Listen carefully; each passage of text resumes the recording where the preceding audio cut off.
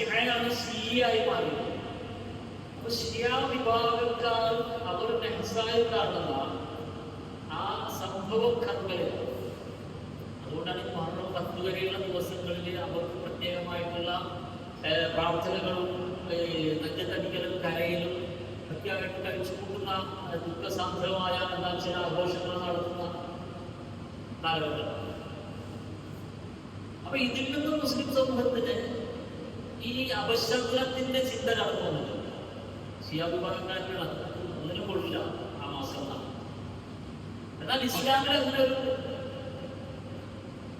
ഒരു നാളിനോ ഒരു കാലത്തിനോ എന്തെങ്കിലും അപശബ്ദമായിട്ടില്ല.